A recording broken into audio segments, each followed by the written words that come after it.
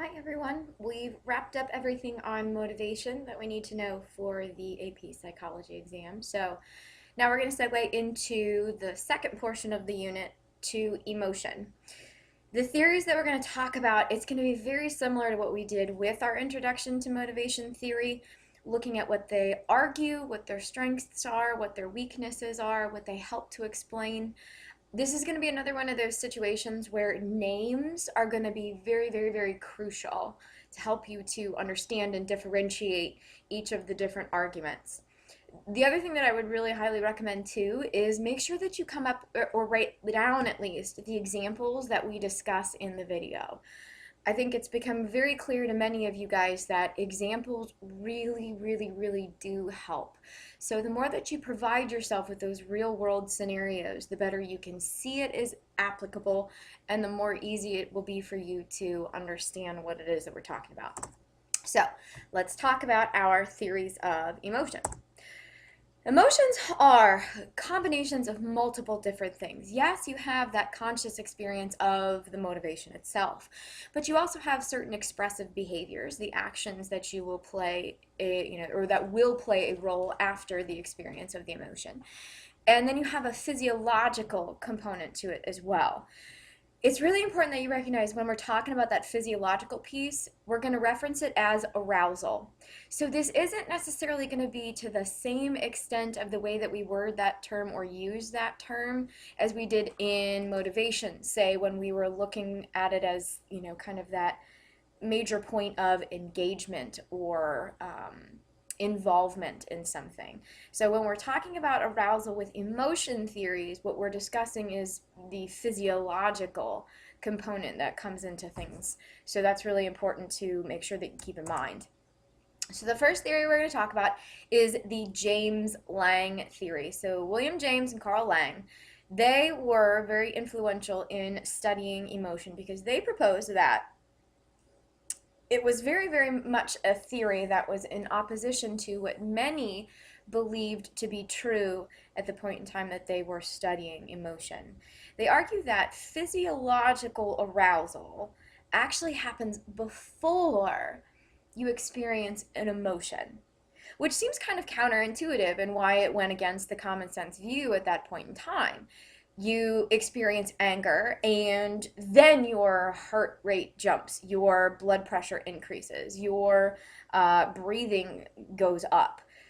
At least that's what we would think is going to be the case of what happens. But James and Lange argued the complete opposite, that it's actually that physiological arousal that can end up lending itself toward the experience of the emotion. So for them, bodily changes are what end up causing you to feel emotion, not necessarily a situation or a cognitive label that's placed to it, as many other theories that we end up discussing later are going to emphasize.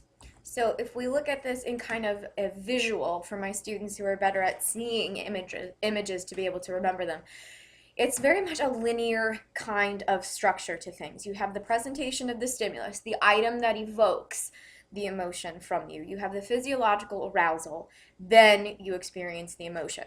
So it's kind of difficult to follow it in this particular regard. So let's give a scenario, okay?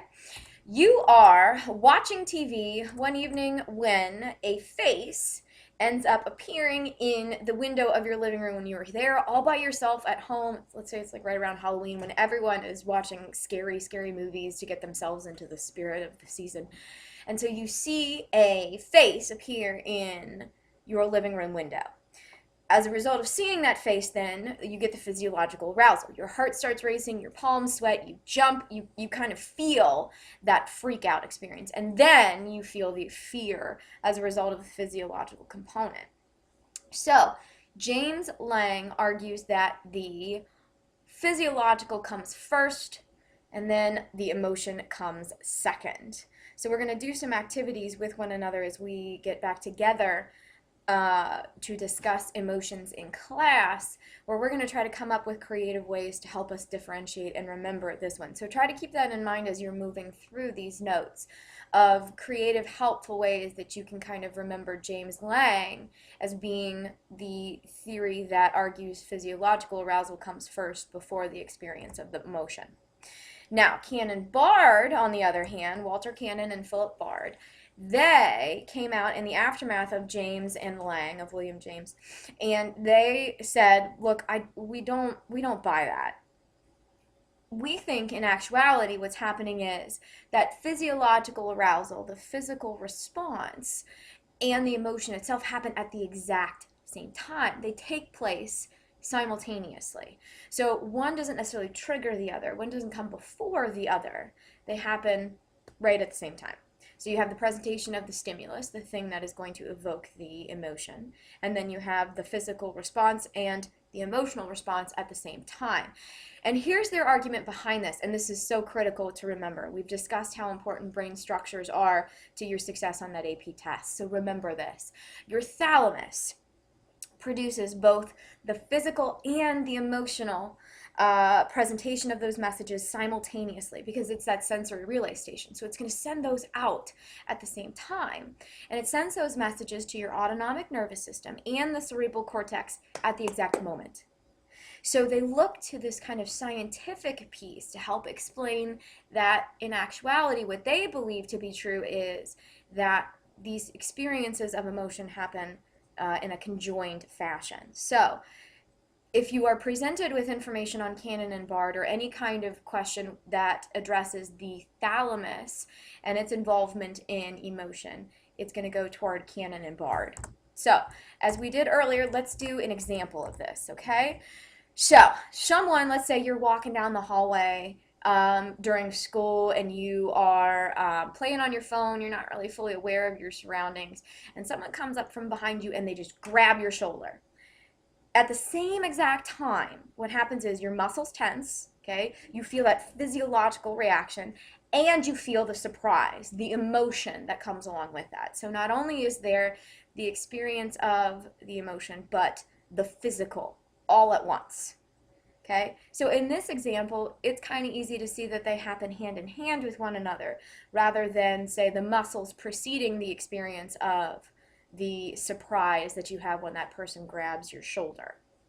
Now, to complicate things even further, we have a third theory. This is the Schachter two-factor theory. It's from Stanley Schachter and Jerome Singer.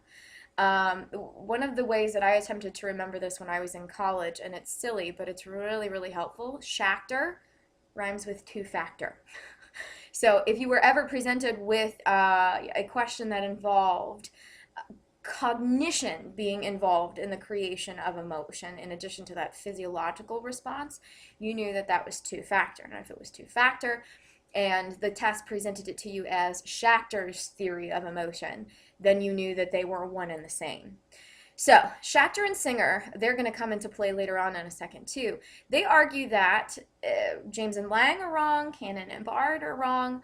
What's really happening to experience emotion is that it is your physical, the biological, and your brain. How your brain takes in the environment and the cognitive label that it places on things that create emotions.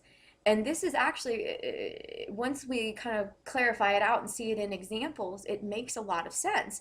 Your emotions have that cognitive label to them. They have to. Because when you're presented with that stimulus, at the exact same time, you have the physiological arousal and the cognitive interpretation of what's going on based off of the environment that you find yourself in. So, for example, if you are at a scary movie and you are at, like, paranormal activity where there's all this creepy stuff going on, you're not going to sit there and laugh as a result. There's that physiological reaction, but at the same time, your brain has placed a cognitive label based on your environment to recognize, okay, this is a situation that's evoking fear, not laughter necessarily, okay? You don't watch a comedy and start crying because there's that cognitive label that's attached to it. Your brain is interpreting what it is that is going on in the situation based off of the environmental cues. So that's Schachter and Singer's theory, that you have the physiological arousal and the interpretation of emotion. Those go on at the same time. And that is what leads to the emotion. So this is kind of a step above the Cannon-Bard scenario. So let's take a look at this example, okay? A man approaches you while you are in a very dark alley all by yourself. You're all alone. So while this happens, physiologically speaking, you get that heart racing, you get the sympathetic nervous system kicking in for that fight or flight response. But at the same time that that physiological reaction occurs, you end up interpreting the situation to recognize, your brain takes in all of the information, that the person who is coming after you, that man, isn't a stranger, it's your Uncle Steve. Random example, I know, but it's still one that's really helpful because your brain has placed a cognitive label to the situation to let you know, hey, you don't have to be fearful, you can be surprised and happy, because your heart can race in excitement, in happiness, in joy. Okay, so for Schachter and Singer, then the key component to the experience of emotion is that cognitive piece to it, the labeling that your brain places to the situation so that way you experience the proper emotion. So it's important to recognize when we're talking about this that physiological responses to some emotions are virtually similar across the board. The same physiological response in you happens whether the emotion is fear, anger, love, or boredom. Those are emotions that are all over the spectrum of things and can be applied to any number of experiences. They involve the exact same physiological or similar physiological arousal component. So then that's really where, to some extent, that cognitive piece that Schachter and Singer emphasize does play a role, because it helps you to understand, should I be experiencing fear or excitement or boredom, okay?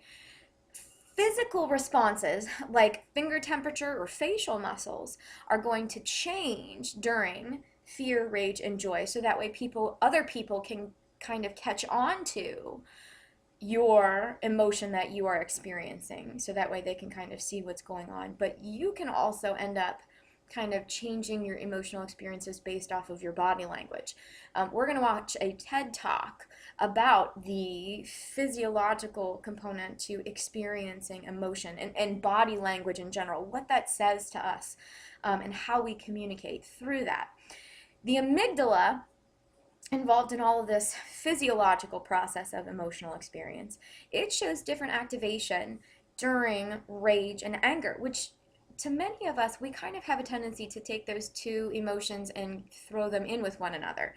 That rage is kind of a much more intense experience of anger, but your amygdala actually does light up in different parts based off of those two different emotions that are being experienced. And interestingly enough, and this is definitely something to recognize, I would star this for yourself in your notes, the left hemisphere is actually what is active in happy emotions, and right hemisphere functionality works in depressed or sad, upsetting emotions.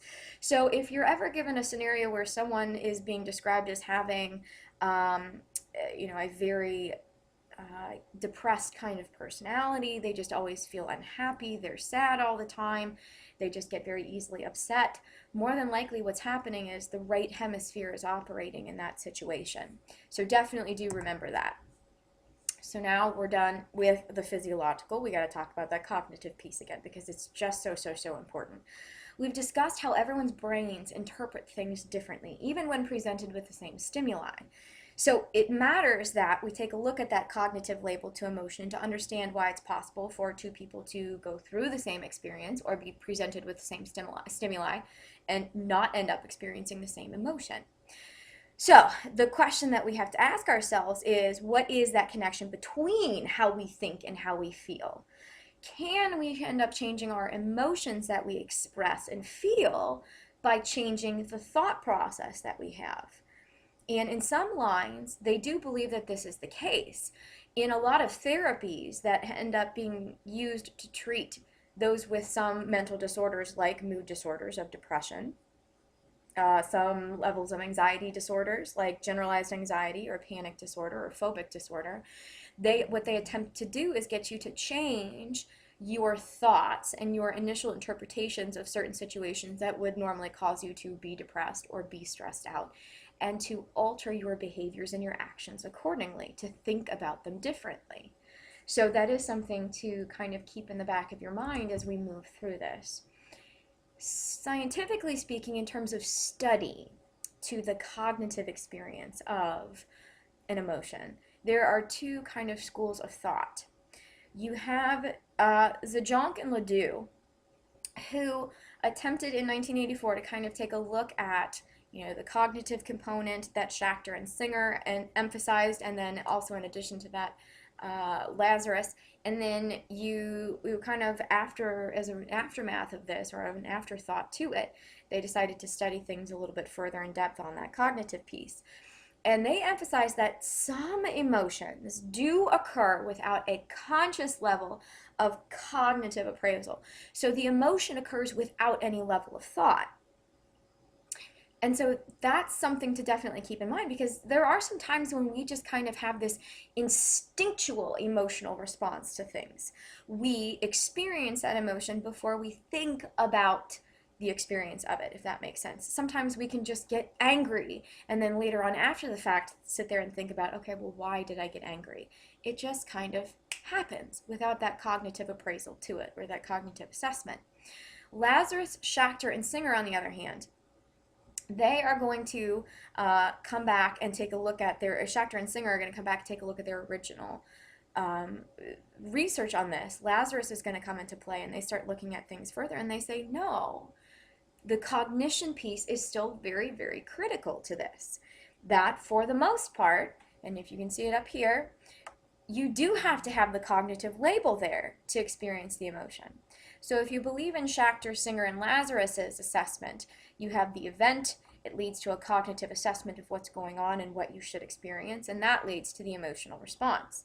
But if you look at Zajonc and Ledoux, it's slightly different. What they end up arguing is that you have the presentation of the event, and sometimes you just go straight to the emotional response. So it's important to recognize then that these theories don't have blanket overall assessment to every single one of the scenarios that are out there for experiencing emotion. They can explain some situations, not necessarily so much with others. So let's take a look at this and kind of give you an example to help you. Again, remember, writing these examples will be very beneficial for you as you go back through and study for this test and then prepare for the AP exam. So, Zajonc and Ledoux, they say emotional reactions happen sometimes quicker than our brain has the ability to interpret the situation. So we feel before we think. So when you're in woods, for example, and you hear a twig crack, you feel scared before you even have time to think about the fact that maybe it's just a squirrel that caused that tree or that twig to crack. Not some big scary bear or wolf or some stranger that's going to, come after you and attack you. Sometimes you just feel fear as an instinctual response to where you happen to find yourself. Your brain doesn't have enough time to be able to assign a label to it. There is some research out there to support this particular claim. Some neural pathways end up operating within emotion to bypass the areas that are involved in thinking.